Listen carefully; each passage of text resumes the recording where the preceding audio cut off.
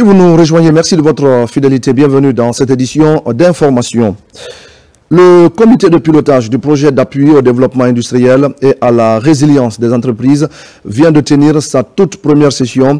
Objectif présenter et adopter son plan de travail et le budget annuel 2025. C'est un projet financé conjointement par la Banque africaine de développement et le gouvernement guinéen à hauteur de 15 600 000 $. Abdul Karim Kamara. Au commencement est l'état d'un environnement économique et financier. Imaginez celui-ci avec une informalité des entreprises, une dispersion des interventions en faveur du secteur privé ou encore la non-mise à jour de certains documents d'intervention stratégique. Aujourd'hui, le projet d'appui au développement industriel et à la résilience des PME, PADIR PME, est ce dispositif qui pallie ces insuffisances en Guinée. Ici, les membres de son comité de pilotage se retrouvent pour la présentation et l'adoption du plan de travail et budget annuel 2025.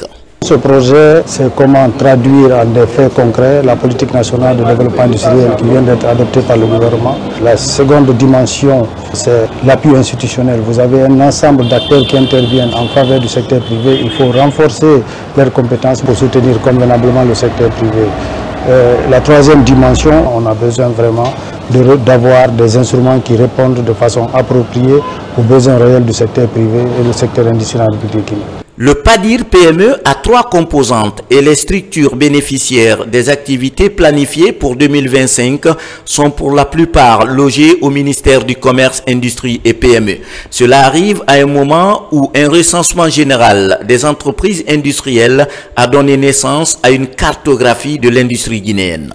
Ce projet nous appuie pour continuer ce travail que nous avons déjà commencé dans le cadre de la mise en œuvre de la politique. Donc la vulgarisation de la politique nationale de développement industriel, sur l'élaboration des textes réglementaires, dans la mise en œuvre du Conseil national de l'industrie.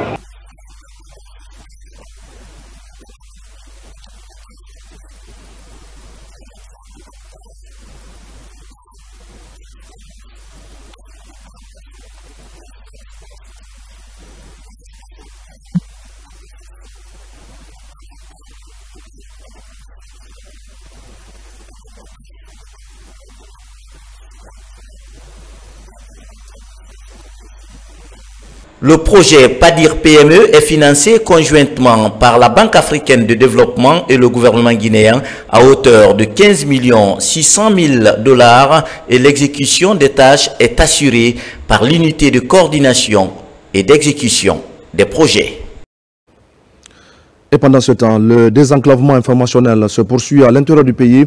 À Farana, les efforts sont en cours pour relancer la radio rurale et également rénover ses studios, ainsi que pour permettre aux citoyens de suivre les antennes de la radio nationale. C'est le ministère de l'Information et de la Communication qui continue d'agir ainsi pour permettre aux citoyens de la région d'être mieux informés donc de ce qu'il se passe à travers le pays. Ibrahima Oulem Fofana et Silati Kourouma. À Farana, comme dans plusieurs localités autrefois coupées du flux médiatique, l'accès à l'information devient une réalité palpable. Cette transformation porte la signature du ministre de l'Information et de la Communication, Fana Souma, sous l'impulsion visionnaire du général président de la République. En témoigne la réhabilitation complète du studio de la radio rurale de Farana, doté de nouveaux équipements, pour améliorer la qualité de la diffusion. La voix de la révolution renaît sur les ondes pour le plus grand bonheur des auditeurs du Sankaran. On a connu ce studio et aujourd'hui nous trouvons un grand changement parce que nous avons observé qu'il y a beaucoup de choses qui ont changé et aujourd'hui nous constatons aussi que le signal de la radio nationale est revenu. Depuis des années, moi je suis là il y a bientôt 3 ans, on n'a jamais eu l'occasion d'écouter la radio nationale. Mais je profite de l'occasion pour dire merci à monsieur le ministre. Nous, à la radio rurale de Farana, dès sa nomination, il nous a doté un émetteur de 500 watts. Il a dépêché le directeur général de venir réfectionner ce studio. Il nous a appuyé à travers la fondation OCP en équipement. On a reçu des casques, des micros, des distributeurs de casques. Tout récemment, le directeur général en personne nous a doté d'un climatiseur. La relance de la radio nationale sur la 91.6 est un signal fort, celui d'un renouveau médiatique en marche. À 140, ce retour à l'antenne ravive la mémoire collective et redonne vie à une radio qui autrefois portait les grandes voix de l'histoire du pays. À belle lurette, la radio nationale n'était pas captée à Farana. C'est seulement le journal parlé qui est écouté par synchronisation avec la radio.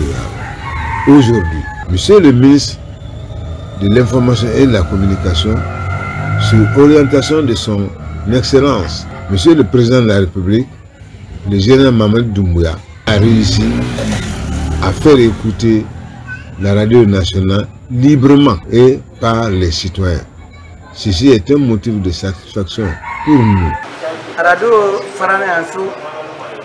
Il y a des radios à Farana ici, mais si nous avons accès à la radio de l'État, cela n'est qu'un ouf de soulagement, car désormais, aucune information nationale nous échappe. Et nous remercions le ministre Fana qui est à la base de ça. Nous remercions également le président général Mamadi Doumbouya pour ses initiatives. L'un des freins majeurs à l'accès à l'information, c'était l'abandon des sites de diffusion. Aujourd'hui, le ministre Fana Souma entend inverser la tendance. Objectif, rendre opérationnels tous les relais de la radio et de la télévision nationale. 140 en est un exemple concret. C'est la vision du président de la République, le général Mamadi Doumbouya, qui a été matérialisée par son gouvernement à travers le ministère de l'Information et de la Communication. C'est un acquis parmi tant d'autres et bien évidemment dans les semaines, jours à venir, on aura la possibilité de doter le site de diffusion et le siège régional de la RTG, aussi la radio rurale, en système solaire autonome. À Farana, les autorités applaudissent cette dynamique de refondation. Pour le préfet de la localité, les efforts du ministre de l'Information ne sont pas seulement visibles, ils sont palpables. Un soutien déterminant qui renforce la redevabilité de l'administration publique et rapproche les citoyens de l'action gouvernementale.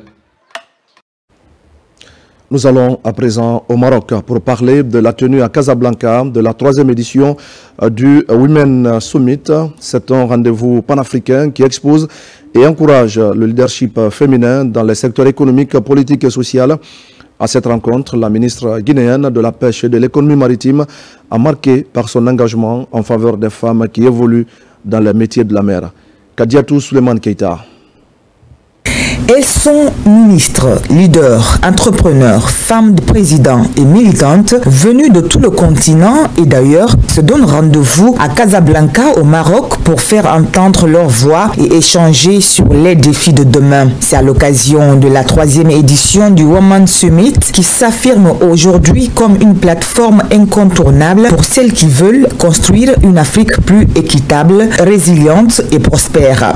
Une édition qui est dédiée pour l'empowerment des femmes, pour l'inclusion au féminin et aussi pour la création des ponts entre l'Afrique et aussi les pays européens. Donc on a reçu pour cette édition son Excellence la 2e dame du Libéria avec Madame la ministre de la Pêche maritime de la Guinée et principalement je dis un grand merci à toute la délégation qui ont fait le déplacement, qui ont libéré leur agenda pour venir, pour faire rayonner la Guinée.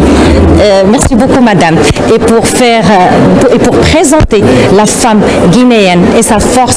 Cette édition a vu la participation remarquée de Fatima Camara, ministre guinéenne de la Pêche et de l'économie et maritime, accompagnée d'une forte délégation composée majoritairement de femmes, a partagé son expérience et sa vision pour un secteur maritime plus inclusif et durable, avec des politiques d'intégration de femmes dans la chaîne de valeur de la pêche du littoral à l'exportation. Alors ce sommet nous a permis de venir parler de l'expérience guinéenne, le rôle que ces femmes jouent tous les jours au quotidien dans le rôle du secteur de la pêche, pouvoir échanger, mais aussi attendre de retour de nouvelles expériences et des perspectives de collaboration avec des femmes marocaines et d'autres femmes de d'autres pays, parce que nous avons vu qu'il y avait la présence du Libéria, du Sénégal. Je voulais ici rappeler la coopération qui existe entre le Royaume du Maroc et celle de la Guinée, date depuis très longtemps. Et principalement dans le domaine du secteur de la pêche, le roi Mohamed VI, que Dieu l'assiste, a contribué énormément en termes d'infrastructures dans notre pays. Cette troisième édition du Women Summit a connu plusieurs nouveautés, notamment la remise des Ubuntu Awards, une initiative phare visant à récompenser les femmes et acteurs engagés qui contribuent activement au développement durable, à l'innovation sociale et à l'autonomisation des communautés en Afrique. Santé, avec la reconstruction du centre de santé de Dixine et la rénovation de celui de Afia, ici même à Conakry. La pose de la première pierre pour ces deux travaux a eu lieu cette semaine en présence de plusieurs personnalités. Le délai d'exécution est de 6 mois. Compte rendu Moussa Kouyaté. La reconstruction et rénovation de ces deux structures de santé ont été rendues possibles grâce à l'implication des autorités sanitaires de la commune de Dixine.